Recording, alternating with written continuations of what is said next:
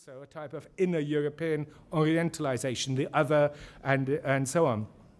So what is this larger idea? You could call it Greater Europe, Pan-Europe, colleagues here. I shall give another term, European Commonwealth. All these ideas, clearly, is a type of trying to establish a new, what in a more higher to higher theoretical level would be called a type of a new international regime. In other words, new rules of the game. How does a system operate? About which I'll touch on a bit later. So, leaving that element aside, clearly, and touching on some of the points raised earlier, there's a number of questions begin to emerge. The first one is, to what degree would a post-hegemonic world generate its own order? In other words, we talk about hegemony and we condemn it with righteous justification. Of course, it has, over the last decade, been interventionist beyond the bounds of reason. Of course, we do favour, I certainly do, intervention. Responsibility to protect is motivated by the highest of motives.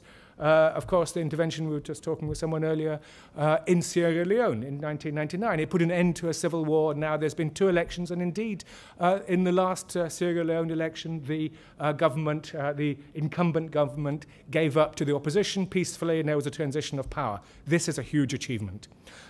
So we're talking about, will a post-hegemonic world lead to, the United States as a global policeman has, of course, abused that role because it has not only implemented the law, it has made the law. And of course, the old Bushites used to argue that the whole point of being an imperial power is that you make your own rules, you make your own weather. And clearly that sort of hubristic statement was always hugely dangerous.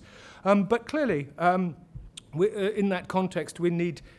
in other words, a new world order will not be spontaneously generated. We need to think of ideas, what will actually make it.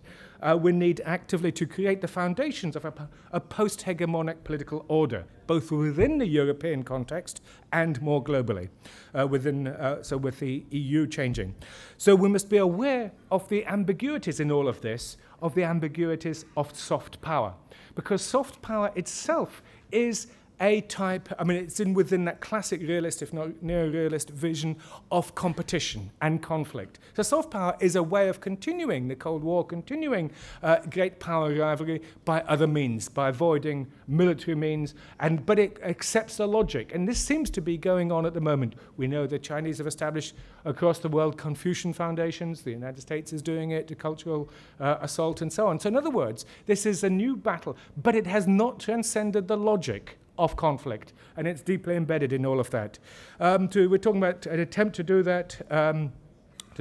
So the genius of Europe was to begin to think about post-national futures. And this is where I return back to the European Union. It was peace building, but it also was to say that there is another way of thinking about it, not to negate the national principle, but to subsume it into a post-national normative project. So in other words, it would have indeed transcended the logic of simply using soft power as a way of continuing the national struggles in a new way.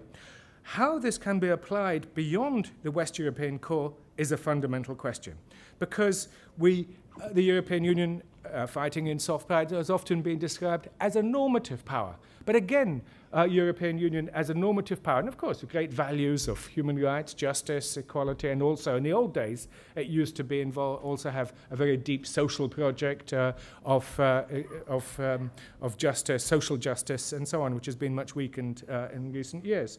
But even the normative power Europe paradigm was locked into the old geopolitics, which in part negated its normative dynamic. In other words, human rights and so on has been used as an instrument in the struggle with other states. In other words, precisely paradoxically, values which, of course, normatively very powerful amongst us all, I think, within the European project, has then become by the failure to transcend that logic of conflict within Europe and indeed on a global level, then negates its very fundamental principles. And so we now sometimes laugh even at human rights. Of course, why? How can we? Because we all believe it. At the same time, because of its instrumental use in a situation of conflict which has not been transcended, therefore we throw away, putting it very simply, a lot of the babies with the bathwater. So soft power is not overcoming. Normative power has this problem. Old nationalisms also have issues. There's all sorts of...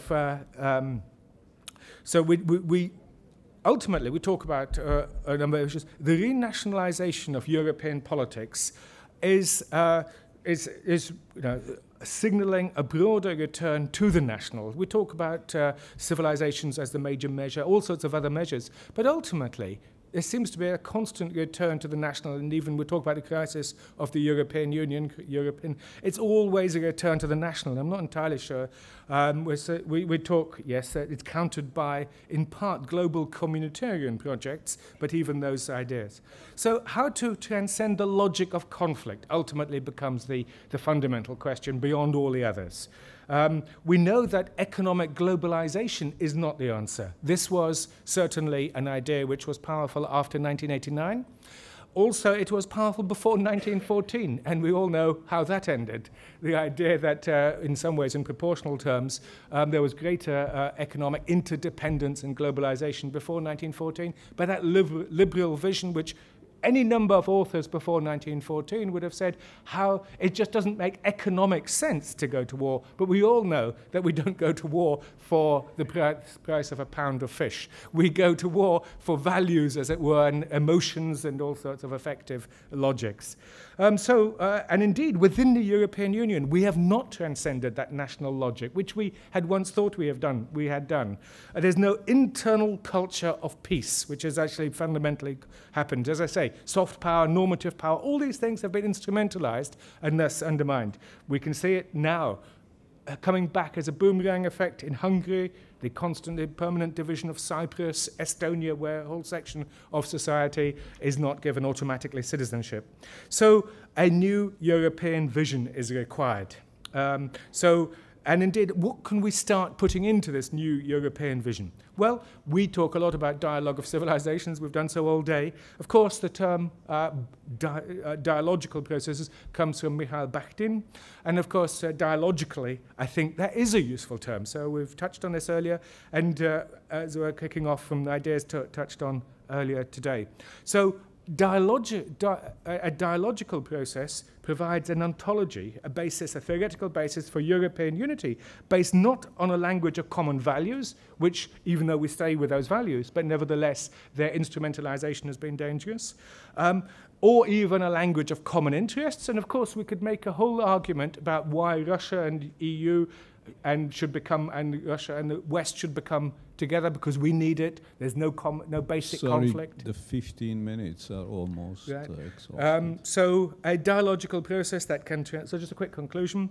A dialogical process that can transcend the logic of duality, because dialogy, by definition, assumes a dialogue duality. And so, in other words, dialogical process needs to transcend its own logic as well, because of simply dialogue between two elements. Even when we talk about dialogue, we are, in a sense, reproducing this logic of conflict and otherness. So dialogue of civilizations, with all respect, reproduces the logic of conflict in a new language. So and indeed, this is where I was going to say a few words about multipolarity. I was going to say a few other elements, but that, I'm afraid, will have to be left. But ultimately, we do need to obviously establish a new basis for relations. I do think that the idea of Bakhtin's idea of dialogical processes is fundamental to that, but we need to give it substance and a political meaning. Thank you.